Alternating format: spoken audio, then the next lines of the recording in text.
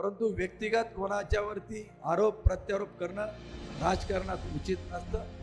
जे काय करायचं ते जनतेसाठी करायचं असतं, समाजाकरता करायचं. मी त्यांना डॉक्टर साहेब काय प्रश्न विचार की आदिवासी भागांकरता हिरड्याचा प्रश्न 35 वर्षात का कायमस्वरूपी सुटला नाही? उत्तर नाही. आदिवासी भागामध्ये 10% डिंबे धरणाचं पाणी हे तिथे उपसा सिंचनाकरता आरक्षित करण्यात आलं. त्या उपसा सिंचन योजनांचं काय झालं?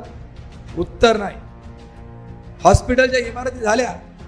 अनेक माता भगिनी इथं आहे की मंतरच्या ग्रामीण रुग्णालयात ज्यावेळी आपण जातो, डिलिव्हरीच्या केसेस असतात, तिथं सांगितलं जातं की आज भूलतज्ञ नाही, भूलतज्ञ आहे तर फिजिशियन नाही, आणि लगेच केस पुढे पुण्यासारख्या ठिकाणी पाठवली जाते.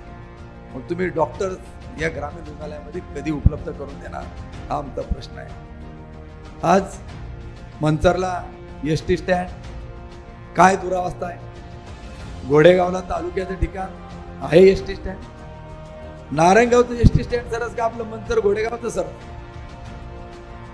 मग 4 आमदार झाले 35 वर्षात डॉक्टर साहेब तिथे, परंतु आपल्याला एसटी स्टँडचा प्रश्न निकाली काढण्यात आला नाही. विकास म्हणजे नेमका काय?